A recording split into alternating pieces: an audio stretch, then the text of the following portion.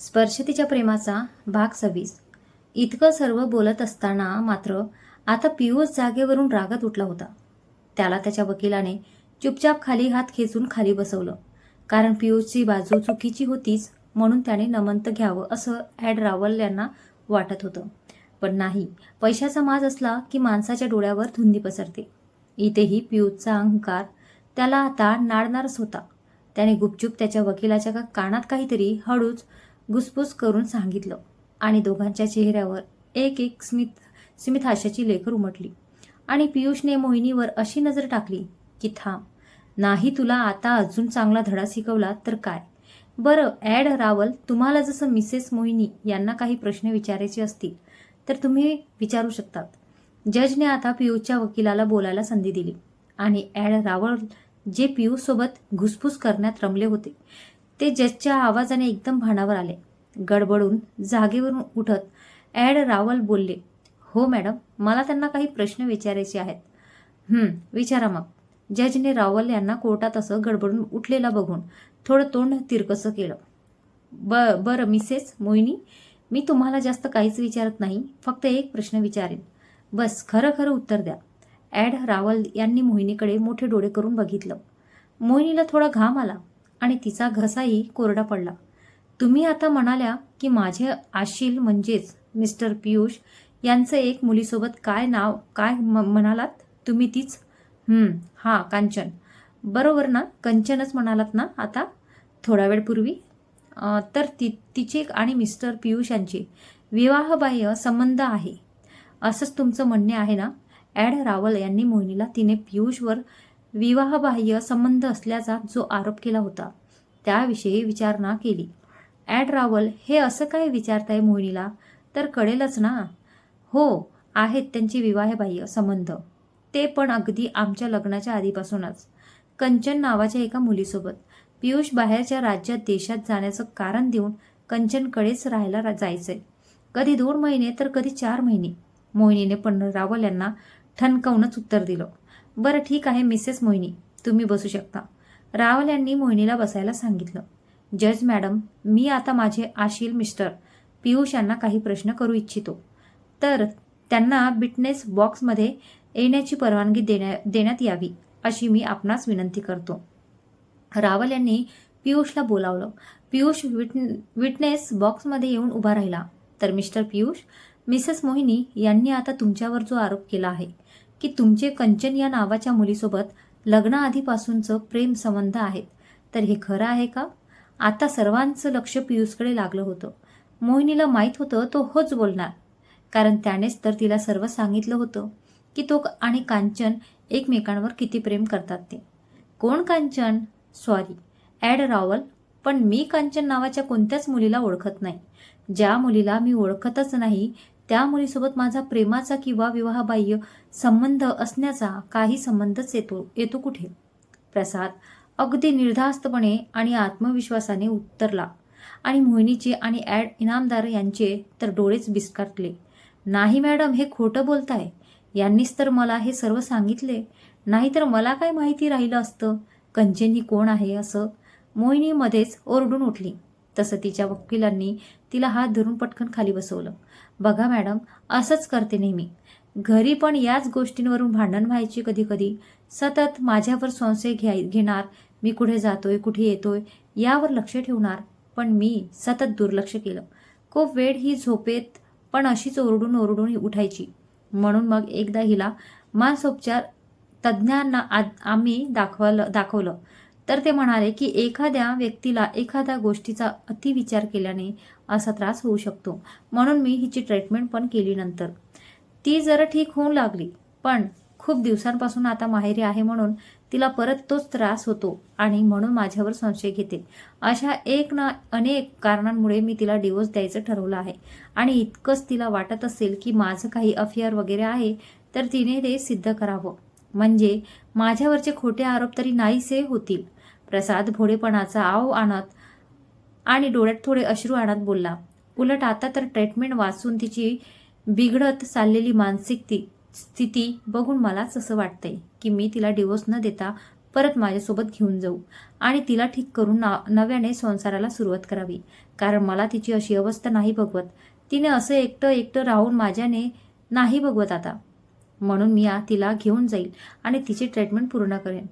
तिला तिचं आधीचं सुखी आयुष्य नव्याने द्यायचंय मला. शेवटचं वाक्य बोलताना पियुष नाटकीपणाने रडत रडत बिटनेस बॉक्समध्ये खाली बसला. जणू तो त्याच्या बोलण्यातून जजला दाखवत होता की त्याचं किती प्रेम आहे मोहिनीवर. पण कंचन आणि त्याचं प्रकरण कोर्टात वाढू नये म्हणून त्याने आता डाव उलटला. मोहिनीला त्याच्याच शब्दात अडकवून तो तिला डिवोर्स न देता गुजरातला घेऊन जायचं सांगू लागला. पियुष जे काही बोलत होता ते ऐकून तर मोहिनी पांढरी फटक पडली होती. कारण त्याने सरळ सरळ मोहिनीला मनोरुग्ण म्हणून सिद्ध तर केलंच, पण सोबतच कांचन आणि त्याच्यावर केलेल्या विवाहबाह्य संबंधाचा पुरावा पण मागितला. ती तिच्याच ओंजळीत तिचं तोंड धरून हतबल होऊन जमिनीकडे बघत होती. हे सर्व काय होतंय काहीच कळत नव्हतं, कारण तिच्याकडे पियुष आणि कंचनच्या प्रेमसंबंध असण्याचा कोणताच पुरावा नव्हता. तिचे वकील इनामदार तिच्याकडे बघत होते, पण ती मात्र जमिनीला नजर खिळवून बसली होती. ती मात्र आता सर्व बाजूने हतबल झाली. तिने पियुषवर केलेल्या आरोपांमुळे आता तीच फसली होती. ऐनवेळी डोकं बधीर होऊन गेलं, पण तीही आता चांगलीच चवताळली होती पियुषवर. पटकन स्वतःला सावरलं आणि तितक्यात रावल यांनी तिला विटनेस बॉक्समध्ये बोलवण्याची जज मॅडमकडून परवानगी घेतली. आता विटनेस बॉक्समध्ये मोहिनी कशी बशी स्वतःला सावरत येऊन उभी राहिली. हा तर मिसेस मोहिनी, तुम्ही ठीक आहात ना आता? म्हणजे व्यवस्थित बोलू शकाल ना? वाटलं तर थोडं पाणी घ्या. रावल मोहिनीला चिडवण्याचा प्रयत्न करत होते, पण तिने शांततेत घेतले. रावल, मी अगदी ठणठणीत आहे आणि अगदी शुद्धीत पण आहे. तुम्हाला कोणते प्रश्न विचारायचे ते विचारा. मोहिनीला तिच्या वकिलाने अगदी शांततेत आणि धडसीपणाने बोलायला सांगितलं होतं. तर ठीक आहे. तर मिसेस मोहिनी, माझे आशील मिस्टर पियुष यांची कुठल्या तरी कंचन नावाच्या मुलीसोबत विवाहबाह्य संबंध आहेत असं तुमचं म्हणणं आहे, बरोबर? हो, आहेत त्यांची विवाहबाह्य संबंध. मोहिनीने पियुषकडे बघत उत्तर दिलं. मग मिसेस मोहिनी, तुम्ही या गोष्टींचा पुरावा कोर्टात सिद्ध करावा अशी मिस्टर पियुष यांची तुमच्याकडे मागणी आहे. जर पुरावा असेल तर तो लवकरात लवकर सिद्ध करा, नाहीतर त्यांच्यावरचे आरोप मागे घ्या आणि त्यांच्यासोबत गुजरातला म्हणजेच तुमच्या सासरी जायला तयार राहा. तसंही कोर्ट नेहमी नाते जोडायचा प्रयत्न करत असते, म्हणून तुम्हीही आता पियुष सोबत झालेलं सर्व विसरा आणि नव्याने संसार करा. रावल यांनी त्यांच्या दोन्ही भुव्या उंच करून आणि कुस्तीत हसून मोहिनीला परत डिवचळले. कारण त्यांच्या सल्ल्यानुसारच तर थोडा वेळ पूर्वी पियुष बिटनेस बॉक्समध्ये येऊन बोलून गेला होता आणि मोहिनीची चारही बाजूने झालेली फजिती बघून त्यांना ते आरामात ही केस जिंकल्याचं वाटू लागले. पण मोहिनी जरा शांतच उभी होती. पुरावा हजर करण्यासाठी तिने कोर्टकडे वेळ मागितली आणि अगदी केस हरल्यासारखं तिला वाटू लागलं. डोळ्यात अश्रू दाटले होते, पण कसेबसे ते लपवले. पियुषच्या चेहऱ्यावर आनंद जास्त, पण कंचनचं नाव केसमध्ये आल्यामुळे थोडं टेन्शनही होतं. सर्व बोलणं ऐकून दोघीकडचे वकिलांचे बोलणे ऐकून जजने मोहिनीला पियुषच्या विवाहबाह्य संबंधांचा पुरावा हाजीर करायला लावला. आता यावर मोहिनी आणि मोहिनीचे वकील इनामदार यांनी कोर्टकडे पुढच्या तारीखपर्यंतचा वेळ मागितला. कोर्टाने पुरावा सिद्ध करण्यासाठी पुढच्या तारखेपर्यंतची वेळ मोहिनी आणि इनामदार यांना दिली. सोबतच पुढच्या तारखेपर्यंत जर मोहिनीने पुरावा नाही हजर केला तर तिला एक तर डिवोर्स केस मागे घ्यावी लागणार होती, नाहीतर पियुषवर लावलेले सर्व आरोप मागे घेऊन त्याच्यासोबत गुजरातला जावं लागणार होतं. कोणता तरी एक पर्याय निवडून तिने आता काय तो निर्णय घ्यायचा होता. निर्णय कोणताही घेतला असता तरी मात्र आता तिची पियुषपासून सुटका नव्हती, कारण ती त्याच्यासोबत गुजरातला नसती गेली तरी तिचा डिवोर्स झालाच नसता. म्हणजे एकंदरीत चारही बाजूने तिचे डिवोर्सचे सर्व रस्ते बंद झाले होते. कोर्टची आजची कारवाई पार पडली होती. मोहिनी, तिचे वकील, तिचे आईवडील सर्वजण अतिशय हताश होऊन घरी परतले. मोहिनीने घरी येईपर्यंत एक शब्दही कोणाशी बोलली नव्हती. ना पाण्याचा एक घोटही ती पिली होती. चेहरा अगदी निर्विकार झाला होता. आता सर्व संपल्यातच जमा झालं होतं. घरी येऊन ती सरळ सरळ देवाच्या देवाऱ्यात समोर जाऊन बसली आणि ती बडबड करू लागली. झालं असेल ना देवा, आज तुझंही समाधान मला असं हरलेली बघून. चल, कमीत कमी मला दुःख देऊन तुला तरी आनंद मिळतो याचाही मला आनंदच आहे. माझ्या दुःखामुळे तू तरी सुखी आहेस. तिला सावरायला तिच्या बाजूला पटकन तिचे आई वडील येऊन बसले. काय म्हणाले होते गीतेत भगवान श्रीकृष्ण? आखिर आखिर में विजय सत्य की होती है. सत्य परेशान होता है पर पराजित नाही. कुठे गेले ते वचन आणि कुठे हरवले देवा तुझे ते शब्द?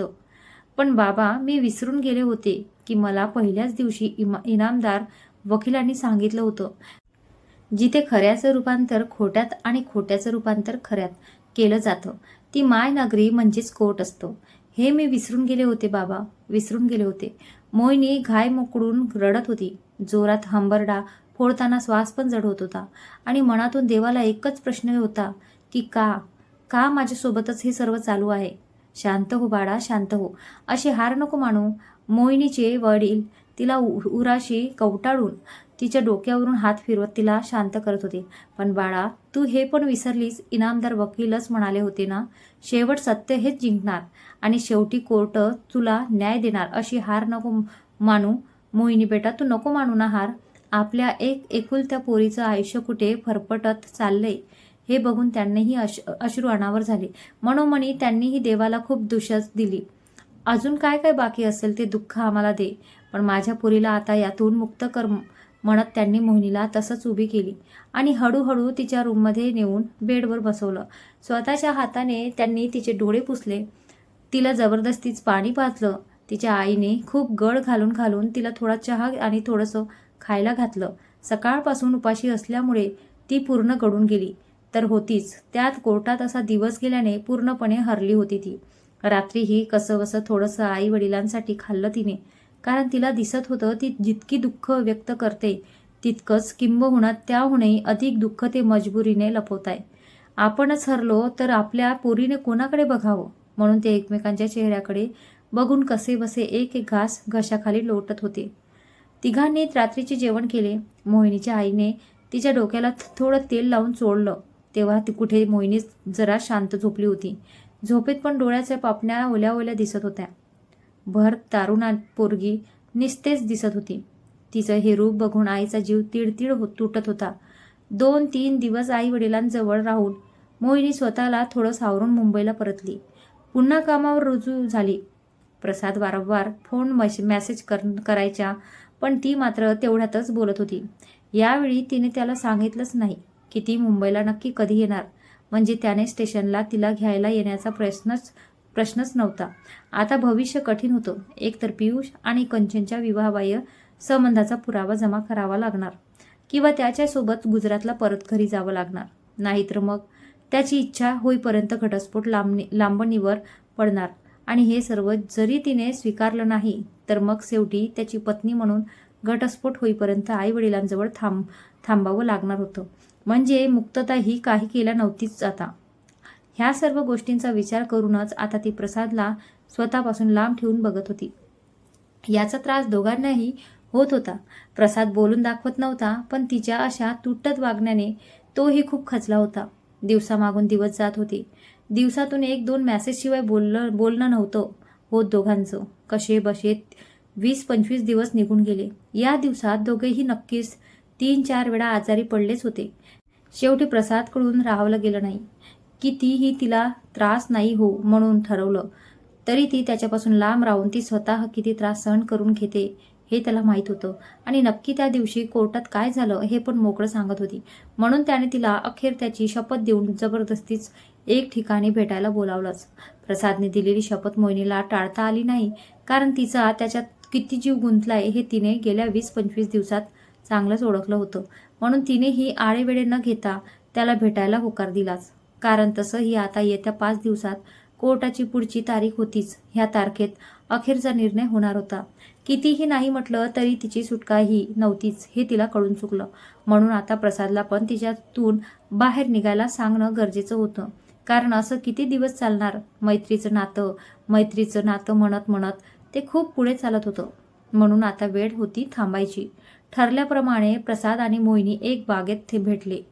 दोघांनी एकमेकांना बघितलं. दोघेही खूप निस्तेज दिसत होते.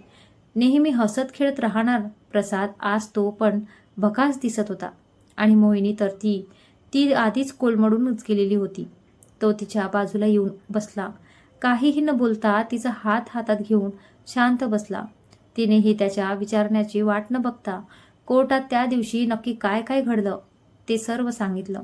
तिचं बोलणं ऐकून प्रसादला मात्र आता काहीच सुचत नव्हतं. कारण तोच तिला वारंवार सांगत होता, आजचा दिवस जगून घे, उद्याचं उद्या बघू. पण आज मात्र असं झालं होतं की उद्याचा दिवस हा उगवूच नये आणि आजच आयुष्याचा शेवट व्हावा. म्हणजे उद्या येणाऱ्या संकटांना आणि नव्याने मोहिनीपासून विरह यातना सहन करण्याच्या स्थितीला तोंड द्यायचा प्रश्नच उरणार नव्हता. दोघेही एकमेकांशी थोडंफार बोलून बागेच्या बाहेर निघाले. ती त्याच्या आग्रहाखातर कारमध्ये जाऊन बसली आणि तो कार येऊन तिच्या घराकडे तिला सोडवायला निघाला. पण का कुणास ठाऊक बागेतून निघताना तिचा हात हातात घेऊन त्याने तिला एक आश्वासन दिलं, जोपर्यंत आहे तोपर्यंत तरी ती कधीच एकटी पडणार नाही. आपली सावली अंधारात आपला साथ सोडते हा लोकांचा भास आहे. खरं तर ती अंधारातही आपल्यासोबतच असते. फक्त तिला बघण्यासाठी आपल्या नजरेत आणि आपल्या मनात तो निखारा पाहिजे. एक क्षणात होत्याचं नव्हतं होत असतं. इथे तर अजून 5 दिवस बाकी होते. नक्कीच काहीतरी पर्याय शोधून काढू असं आश्वस्त करून त्याने तिला नवीन उभारी दिली होती. तो नक्की काय करेल हे त्यालाही माहीत नव्हतं. पण तिला ह्या दुःखाला समोर जाण्यासाठी तिला नव्याने तयार करणं गरजेचं होतं. म्हणून त्याने तिला आधार दिला. 3 दिवस उलटून गेले. 4थ्या दिवशी मोहिनी परत गावी हजर झाली. गेल्या 4 दिवसापासून प्रसादसोबत बोलणं तिने टाळलं होतं. अखेर उद्या कोर्टाची तारीख ही शेवटची तारीख ठरणार होती. नाहीतर मग किती दिवस किती वर्षे ही तारीख अशीच चालू राहणार याचाच आता अंतिम निकाल होता. मोहिनीला खूप दुःख सहन करते लागतंय. तुम्हाला या गोष्टींचा राग येतो की का मी मोहिनी आणि प्रसादला इतका त्रास देते. पण मित्रांनो, काटा टोचल्याशिवाय गुलाबाचं फूल तोडता येत नाही ना. तसंच तर मग प्रेमाचं असतं. आधी त्रास सहन केला की नातं कसं घट्ट होतं आणि अजून बहरत जातं. मोहिनी आणि प्रसाद सहन करत असलेल्या त्रासांमुळेच तर त्यांचं प्रेम अजून बहरणार आहे. आणि बस झालं आता. पुढच्या भागात काहीतरी खूप मोठं घडणार आहे. बघू आपला प्रसाद मोहिनीसाठी 5 दिवसात काय पराक्रम करतो ते. तर काळजी घ्या आणि भाग कसा वाटला ते नक्की कळवा. तर भेटूया पुढील भागात. धन्यवाद.